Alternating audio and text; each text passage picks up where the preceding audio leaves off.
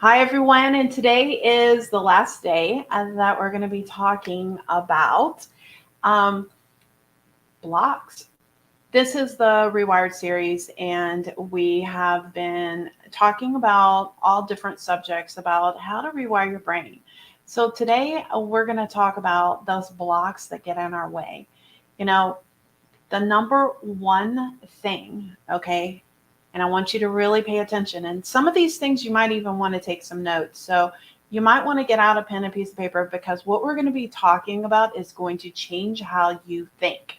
So get out a pen and piece of paper, and I want you to write some of this stuff down. Hi, Melissa. Thanks for staying on time. I see people are coming in, and make sure that you say your name and say that you're on time. So let's talk about the number one reason why people have blocks. The number one reason that people have blocks is because they ruminate on a thought. They sit in a space and they never move past it. They think. You're thinking and thinking and thinking and thinking. So, what do? What is the thing that you do to get past that? Well, you have to take massive action. Massive action is the key to moving forward and getting past those blocks. Because when you're taking action, you don't have the time to be thinking about all those things that are problems. Okay. And when you're thinking about these things, you're creating all these negative thoughts and you're ruminating, and then you don't take action. So that thinking is something that you need to get past. And the way you get past that is by taking massive action. Now, why do people not take action? Hi, Monica. Nice to see you. Why do people not take action? Well, they're not taking action because they're ruminating on those thoughts. They're like, oh, I'm going to fail. Oh, I'm going to this. Da, da, da, da. Well, if you start taking action, you're getting past the habits of sitting there ruminating that thought. And what happens is that when you when you are sitting there going through this, it becomes like a habit. Okay, your mind gets into the habit of doing the same thing, that same habit over and over again, and you start running these patterns. And so today we're going to talk about those patterns and how to stop them. Okay, so I'm going to give you some really valuable information that is going to stop those habits, and we're really going to get to the core of it, and I'm going to show you how to do this. Okay, so this is super exciting. I'm super excited about showing you how to do this, and um, and how to get started. So let's get started talking about this. Okay, so let's talk about those habits. Okay, so you know, let's just take an example. Anyway, let's take an example um, of like, let's say it's New Year's resolution, and you've decided that you're gonna just get in there, you're gonna join the gym, and you're gonna like just take action. Okay, but when you start to, go through the steps, you're like, okay, I know what I need to do. So, what's the first thing everybody does when you decide to make a New Year's resolution? You get super excited, right? And then you put a plan in motion, and you're like, okay, I'm going to create a schedule. I'm going to set an alarm. I'm super excited about it. And I'm going to join this gym, and I'm going to go every morning at 8 o'clock. And somewhere between that, you find yourself not working out anymore. Okay, so here's where the information gets really good. Okay, is we're going to figure out where those blocks are. And so most of you might find yourself like somewhere in between there, not following through. So let's look at the example of going to the gym. Okay, so let's look at these steps. Where is the breakdown in which things start to change? So you get excited, you join a gym, you even might go buy yourself some new gym clothes. You wake up early and you actually start doing it. But then one day, somebody calls you and they say, hey, I was wondering if you want to have lunch with me today. Or, hey, I was wondering if you come over and help me move. Or, hey, I was wondering if, you wanted to go shopping. You know, your friend calls you up or a family member calls you up, and what happens? You end up putting the gym off to go help that person or go be with that person. And before you know it, the next day passes and you start getting out of the habit. And then you get frustrated with yourself, and then you get angry with yourself, and you start sabotaging yourself. So let's look at that pattern. Just use this particular one as an example. In this situation, when somebody asks you to come help them or something like that, you're putting aside your own personal needs to go help somebody else. And there's really nothing wrong. I'm not saying don't help people. I'm not saying that. There's nothing wrong with helping people. But when it causes you to suffer, when it's not self-serving for you, when it doesn't honor you, at what point do you decide that you're going to do something different? So I'm going to offer a suggestion here. Okay. What if at the point that you usually decide to shift your schedule and not go to the gym and instead go do something with somebody else because they asked you, instead, you tell your friend that, oh, absolutely, I don't mind coming over and hanging out with you. I don't mind helping you, but I've got to go to the gym and I got to go work out. That's going to take about an hour. And then I'm going to go take a shower at the gym, and then I'll head right over there. And then that way you're not getting out of the habit. So what we're talking about today is that point of no return. So often what happens is that we have these patterns here, this point of no return. So what we need to do is really like self-analyze for a second. So what I want you to do is, like I said, get out that pen and piece of paper. What I want you to do is I want you to actually write the events in the order in which you start. You get excited. You pay for a gym membership or coaching program, or, oh, I'm going to join this network marketing group, or whatever it is that you decide you're going to do. You get super excited about it and you're like, okay, I'm going to do this. And you might even have a plan. Okay. But then things like life gets in the way, and suddenly you get distracted and you start going somewhere else. And because you got distracted and you got off of this routine that you set up, that's the point of no return right there. Okay. So I want you to really think about that. That's the point of no return. So you want to look at where you're making a different decision. Okay. So an example of using this would be not to get out of the habit that you're creating, that you set up, and keep it in place. So if you were to get a job, let's say you're unemployed for a while, okay, and your friends are used to you hanging out and doing things and you're doing all this stuff, and suddenly you get a job and somebody calls you up and says, hey, you want to go shopping? You're not going to go and say, hey, I'm going to call in sick today. You make sure that that's a priority. You say, well, I get off at 5, I'll come over after that. So when you're talking about setting up a routine that is beneficial for you, that you seem to have this block doing, it's because you're putting other things and letting other things that were old habits that aren't self-serving you get in the way. So I'm going to give you another example.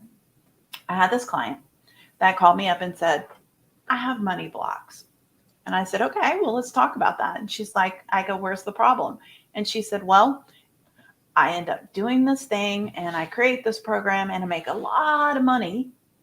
And then I end up spending it all because I get so excited that I have all this money, and I go shopping and I buy this and I buy that. And next thing you know, I'm out of money and I'm back to square one.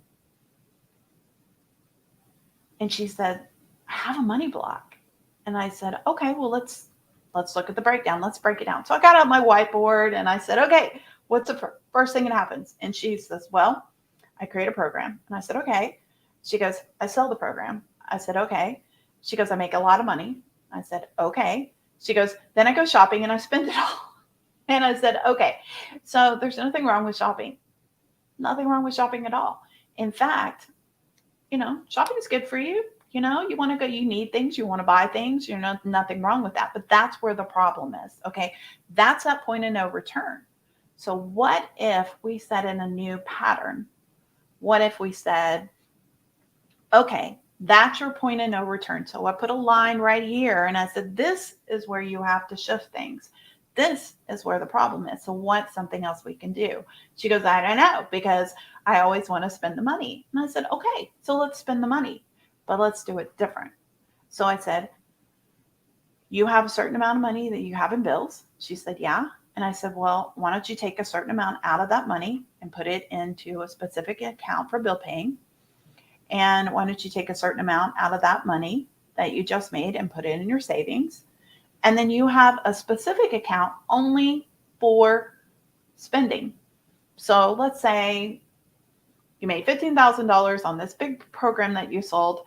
And so why don't you take $500 out of that and go put it in what you call a spending account only for your spending.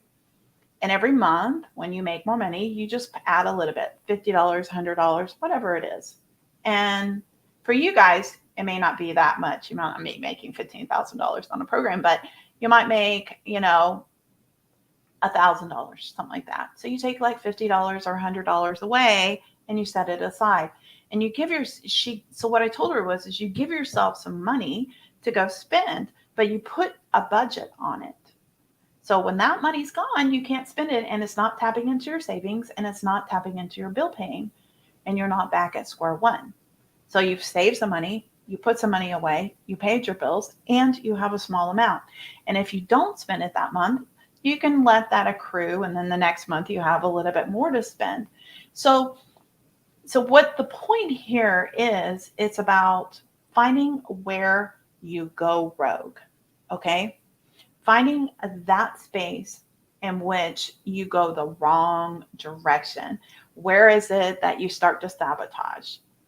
So you remember we were talking when I first started, I said massive action. And if you don't take that massive action, what ends up happening is that you end up ruminating and thinking. We're really ruminating and thinking about blah, blah, blah. So I hear a lot of people say, that are in network marketing, they talk about these blocks, these mindset blocks to not being able to be successful. Okay. Let me stop just for a second, because I'm going to bring this question up. Hold on. I think it's important. I'm allowing 25% of profit from my sales. The rest is 25% investment in my business and 50% in debt reduction. Wow. Now see, that's a smart person. I don't know who it is. It just says Facebook user. So you guys, I want you to notice something real quick, whether you're a YouTube user, Facebook user, LinkedIn user, whatever, it'll say Facebook user right here for me. So I can't acknowledge you and say who it is. So I like to know who it is. So who I'm talking to, because I think it's important that, I acknowledge, the people that show up. Oh, hi, Monica. Okay. So next time you make a comment, just say Monica and then blah, blah, blah. Okay. So anyways, that's awesome, Monica. I'm really glad that you're doing that. And that's really smart. So let's talk about blocks of success. Okay. So let's talk about that for a second. I need to take a drink. Hold on. Okay. So one of the things that I hear is I can't seem to get successful. I have these blocks to making money. I have these blocks to being successful. What you need to do is you need to really think about why. Okay. Why are you struggling? Why do you have these problems? And really be self-aware. And I want you to really maybe even take some time journaling about it. What's the fears that are involved in this? Where's the problem? Where's the problem? Because you can't do this formula unless you know what the problem is. So if the problem using this formula is, I get excited. I go and join this program and I'm super excited. And I start to ask all my friends and all my friends say no. And then I get bummed out and then I go elsewhere or I just don't do it or I get fearful. And then I sit here and ruminate in my thoughts about all this stuff. Okay. So, you know, I'm not in network marketing. However, I do sell myself and I sell my program and I put it out there and I talk to people about it. And they're either going to say yes or they're going to say no. They're either going to say, I'm interested. How much does it cost? I can't afford it. Sorry, let's move on. Or sign me up, baby. I'm ready. And so what happens is that when I am talking to these people, I don't allow myself to sit here and ruminate on the one no. I focus on the yeses that I'm going to get. Okay. There's this theory that you go until you get, or you don't stop until you get there. And there's a formula that they say that you have to get to 50 no's before you can get to a yes. And so there was this there's a story, and I love the story because this guy's a millionaire and he's a personal friend of mine. So one day we were talking and he was telling me his story, and he said that when he was young, like he was really young, his family, his father's business started failing and all these things started happening, and they were going to lose, they were losing their house. And so they end up having to move into his sister, who was an adult. She was just married. And so they had to move into her house. And so there's this family moving in with the newlywed, and it wasn't going so well. And his sister was frustrated and she didn't get any privacy with her new husband and everything. And he was just a teenager. He was like 17, 18 years old. I think he had just turned 18 or something like that. He was really young. And so what happened is that he saw some advertisement on TV on how you can buy a house without having any credit or without putting any money down and stuff like that. I'm losing my voice. Do you hear that? So, hold on. So what happened is that he actually paid for this because he worked part-time and he took his money to pay for this course. And the way that it worked was, the basic concept was, you pull out a Yellow Pages, you start calling everybody in the Yellow Pages, and by the time you get to the 50th person, somebody's going to say yes. Now, none of these houses were for sale. He just started calling people up and saying, hey, are you interested in selling your house? Hey, are you interested in selling your house? Are you interested in selling your house? And eventually he came to a woman who said, my house is about to go into foreclosure. And yes. And so basically what he did was he just took over the payments, and he did what they called a loan assessment. And I don't even know if you can do that anymore, but I know at one point you literally could just assume the loan. So what happened is that he bought this house, basically assuming the loan, making the payments that she made. It still stays in her name, but eventually after it was paid off, the title gets transferred to him. And so there was some kind of paperwork that was involved in this. Okay. Now, the point behind it was, he was young and he didn't have all the mindset issues and all the fears and all this other stuff. He was just given some instructions and said, do this, this, this, and this. And by the time you get to the 50th person, you should be able to have at least one person that you can buy the house from. So he just pulled out the Yellow Pages, started making the phone calls. Do you want to buy your house? Can I buy your house? Can I buy your house? Can I take over the loan on your house? And he just kept on doing that over and over again. And when he got to the 50th person, boom, somebody said, yes, please take over my loan. Now, there's this theory that if you do that with any kind of sell, by the time you get to that 50th person, you're going to get a yes.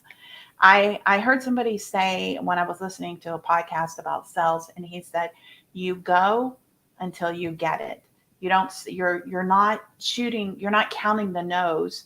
You're going until you get the yes.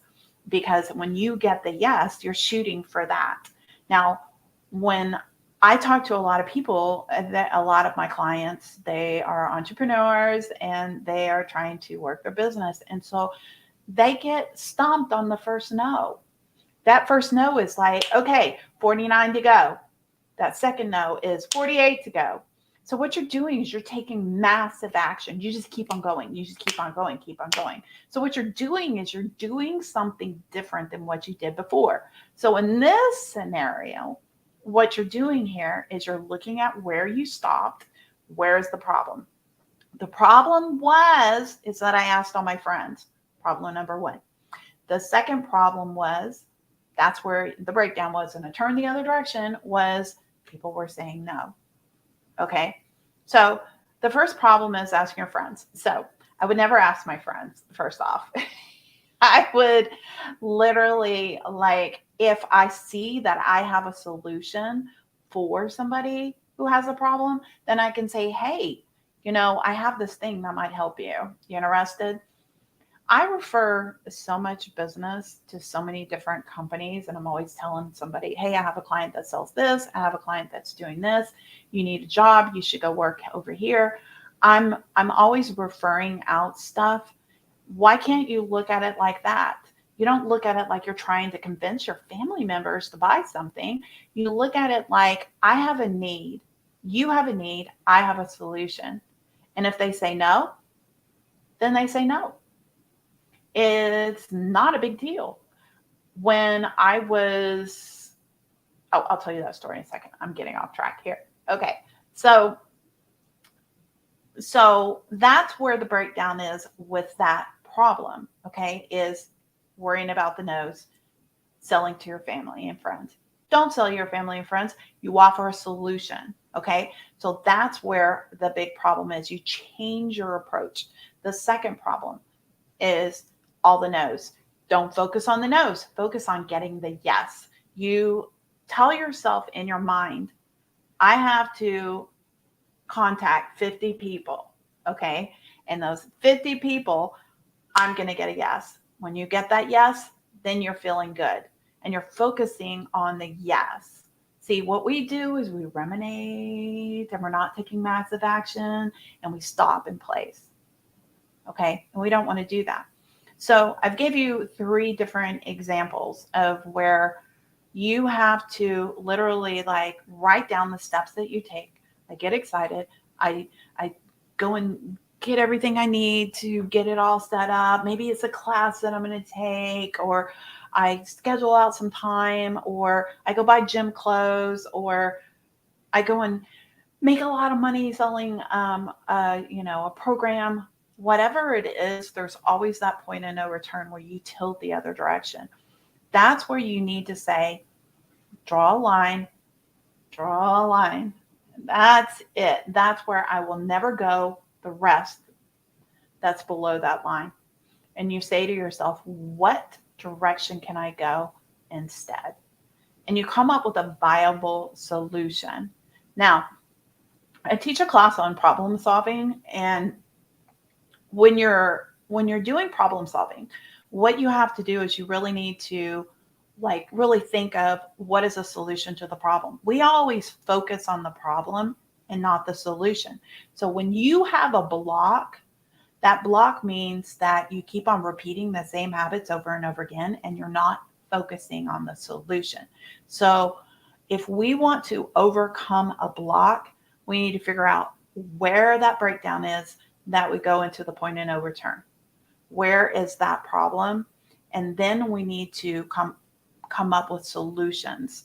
So I always teach come up with at least 3. Sometimes when we come up with 3, we do all 3. Sometimes when we come up with 3, only one of them is going to work. So 1 doesn't give you any options. 2, it becomes, debatable. It's like this one or this. It's not really, giving you a lot of solutions. 3, at least you have choices. Okay. So, so I always say three or more. And you really need to like really think about it, okay? But you really need to know what the problem is first. We don't we focus that I have a problem, but we don't think about what the problem is. We only say generic words like, well, I have a block. It's something in my subconscious. Well, let's figure it out. It's a habit that you are in that you keep on doing over and over again. You put other people's stuff before yours, or you get super excited about money and you spend it all before you can pay your bills or put any in savings, or you sit there and ruminate about the fear or the choices in which and the way in which you sell something is turning people off. Whatever it is that you're doing, you need to look at that and see. Monica, three equals choices. Absolutely. Three equals choices. Yeah. Two is the dilemma. One doesn't really give you any options. Okay. But a lot of times you can take those choices and you can say, um, I have, I can do all three, or I can do a variation of those. I like to look at those choices, and then I like to look at the pros and cons. And then when we're looking at the pros and cons, we say, hey, how can we get past this? How can we get over this? How is this not going to work for me? So a lot of times, like when we're looking at problem solving a situation, um, I'll I'll say, okay, what are our options? So sometimes time seems to get in the way for a lot of people. I don't have time, and I'm like, okay, well, let's look at your schedule.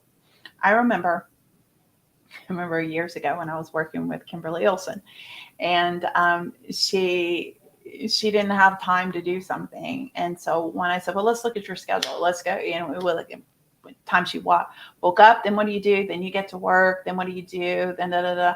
And there was this one little window of time where she would take a break and she would watch Netflix, and it was during the day. She's like, but that's my special time. And I'm like, yeah, but you can do stuff while you're doing it. You don't have to just stop. This is a window of time that you can use.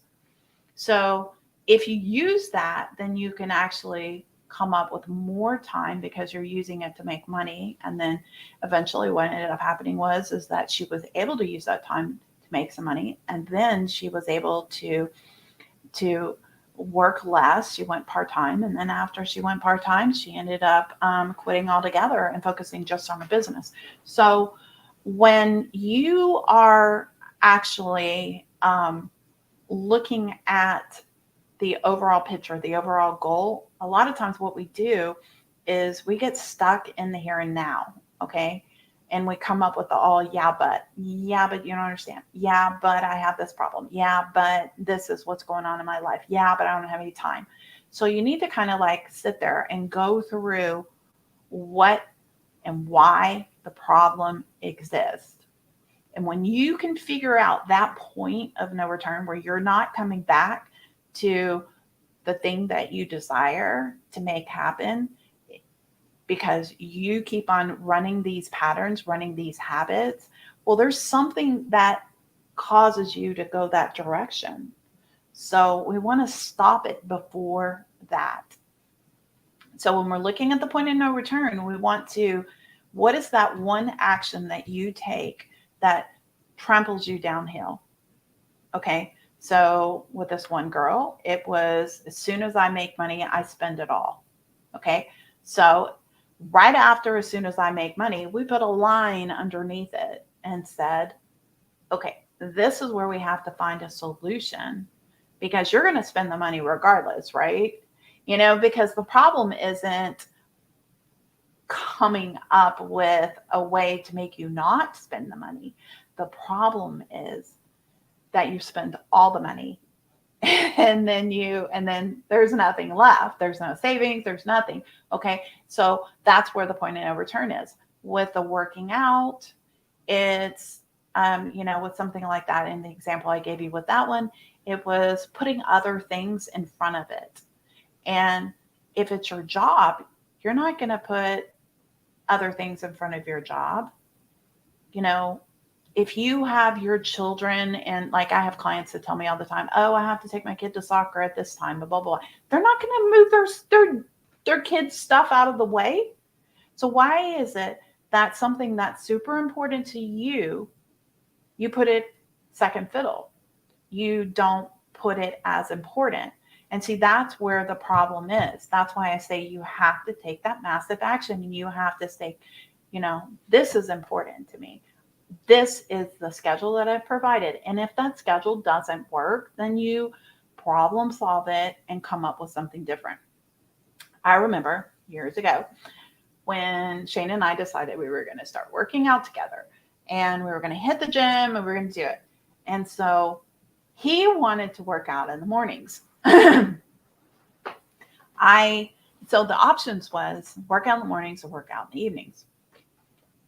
And I said, well, the problem is that if I work out in the evenings, I'm so tired, I don't think I'm going to get a good workout. And he goes, okay, well, let's work out in the mornings. And I said, yeah, but in the mornings, I hate having to get up that early, and I don't know if that's going to work. I can try it for a little while and see what happens. So a lot of times what I do is and I do this with a lot of things, I do what I call a trial week. And I said, okay, well, let's just try for a week, and then we're going to assess it and see what happens. And then if I see problems in there, we're going to revamp it and do it all over. So I started in the mornings, and then I started finding, can maybe go a little later? Maybe we should do it like this. Can we just wait? It wasn't working for me because I'm not necessarily the most morning person ever. So he was like, well, you won't do it in the mornings. You won't do it in the evenings. I'm just going to go by myself. And I was frustrated because I was like, no, we've got to find a solution. What I ended up coming up with was that I got off early on Thursdays. I was off on Friday, Saturday, and Sunday. Well, why don't we go Thursday, Friday, and Saturday, and Sunday? And I came up with that solution because the problem was the mornings. The problem was the evenings. So for me, the perfect time was to go, somewhere between 12 and 2. And so what ended up happening with me was by using this formula, I was able to find a time that worked perfect for me, because as long as I kept on trying to do the mornings or trying to do the evenings, I was going to feel kind of shitty. Okay. So, and I wasn't going to have the energy to be able to do it. So when we're talking about problem solving, when we're talking about getting over those blocks, a lot of times those blocks come from something that we let get in the way. We put as a priority before it, whether it's fear, whether it's people's opinions of you, whether it's a perception in the way we're looking at something, or whether we're letting somebody else or our schedule or something else get in the way. And so we're not really coming up with a solution. So what we want to do is we want to draw a line in the sand. Here's where the problem happens. Okay. And then make a massive action change and stick to it. So if you decide I'm going to work out at 8:00 every morning, then no matter what, you fix it. You say, this is what I'm doing, and I'm not going to change it. And if somebody calls me, I'm going to go regardless. So recently, I have a client that I'm working with, and she works in the education department. And she's like, okay, summertime, I have off. I have all these things I want to accomplish. And so she's like, I want to do all these things in a day. And so I said, okay, well, let's write it down. So I wrote down all these things, and I looked at it and I said, girl, you're putting too much on yourself. You're going to absolutely fail. And she's like, no, I'm going to do it. I'm going to do it. I'm going to do it. So, and the way that, and I said, okay. And she goes, well, I already have a plan. So the way that her plan was, she was going to get up, wake up, sit in bed, read a book, then get up, go have some coffee, make breakfast, then go take her book to the pool, sit at the pool and read a book. And then she was going to go exercise, and then she was going to run some errands, and then she was going to do a project. And I was like, whoa.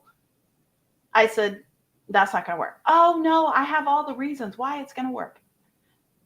2 weeks later, she says, it's not working. We have a problem. I must have a block. And I said, no, you don't have a block. You just have a shitty schedule. And so I said, okay. So I told you that you cannot start the day, producing dopamine and relaxation activities. You got to get all the hard stuff done first. Then you reward yourself with the reading the book and chilling out and going to the pool.